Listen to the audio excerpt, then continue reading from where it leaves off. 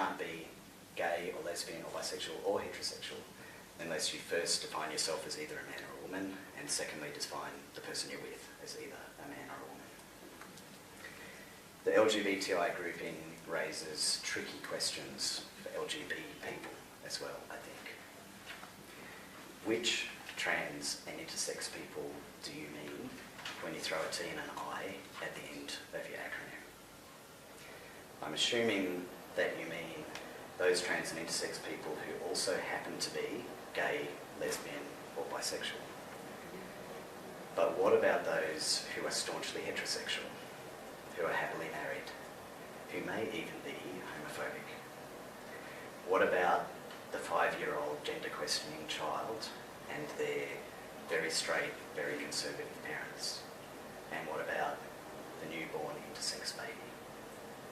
All of those people are integral to our trans and intersex community, and I'm really not sure where it is that they fit into LGBTI.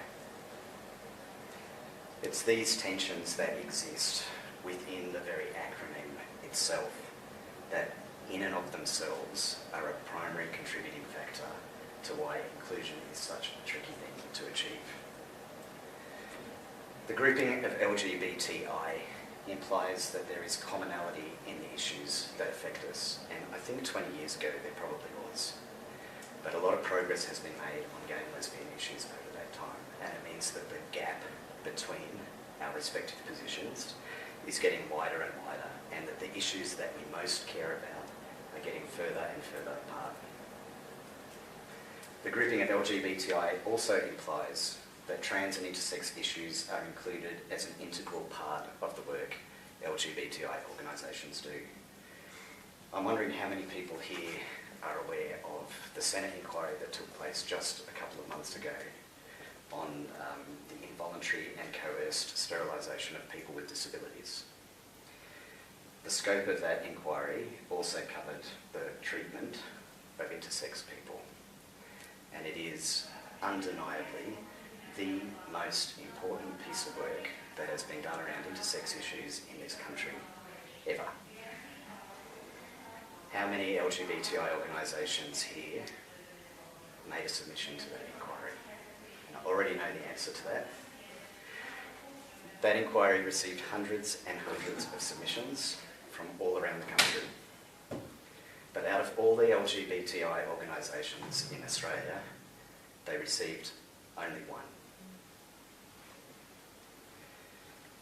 Inclusion, I think, isn't necessarily always a good thing.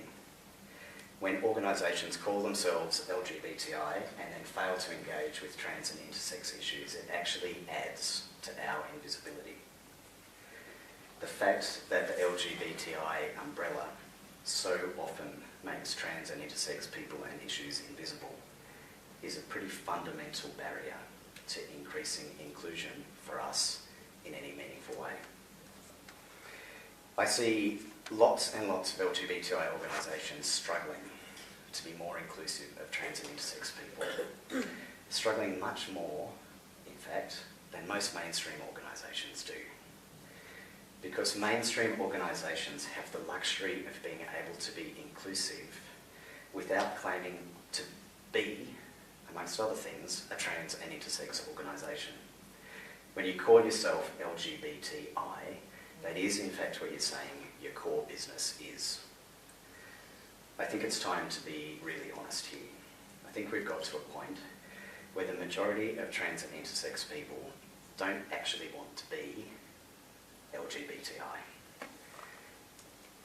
At the same time, the majority of gay men and lesbians don't actually want to spend all of their time working on trans and intersex issues.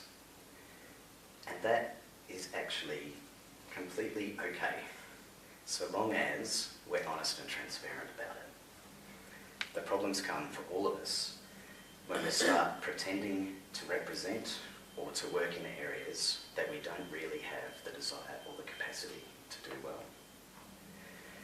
I'm not trying to say here that LGB organisations and TI organisations can't work really, really constructively together. I think there are some key areas where we do very clearly have common goals and priorities. we also both have key allies to be found elsewhere. For AGA, feminist organisations, disability organisations, healthcare consumer groups, and the entire mental health sector are all key stakeholders that passionately share at least some of our goals. Our work with these mainstream organisations has always been uncomplicated and easy because we come to the table as equal partners and we build respectful working relationships together.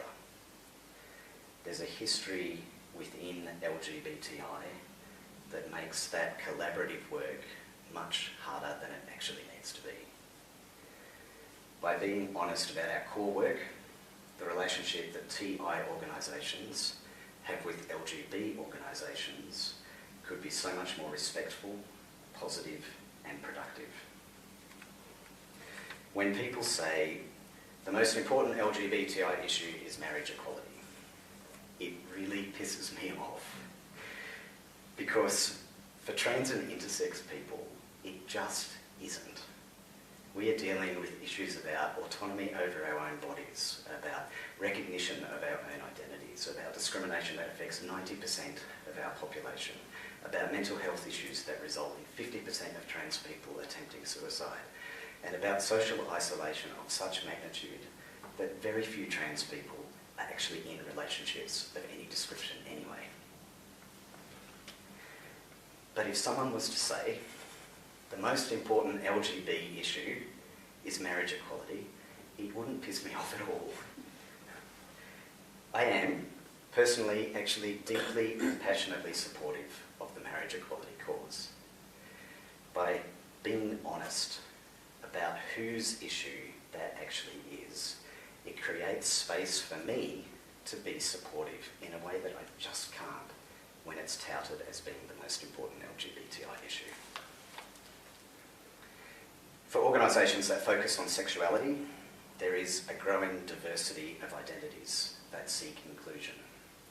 People who identify as queer, asexual, polyamorous, and any number of other identities that are still evolving.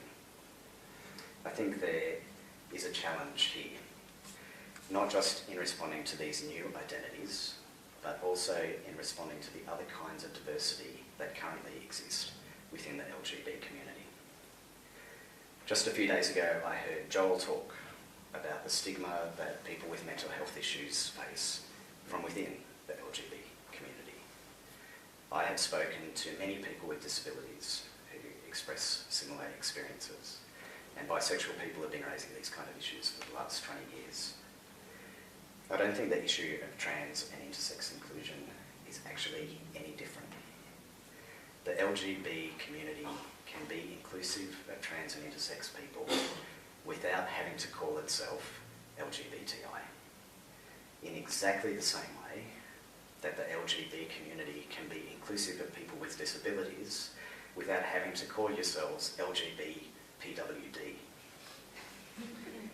Inclusivity isn't something that you achieve by whacking another few letters onto the acronym, or by rote learning some long list of politically correct terminology, or by remembering to be inclusive when you talk to particular kinds of people.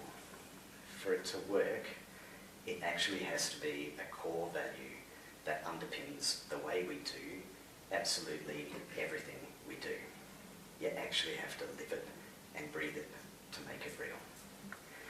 And part of that is about being honest about what our respective areas of core work are, and about being brave enough to actually say that out loud. Thank you for listening.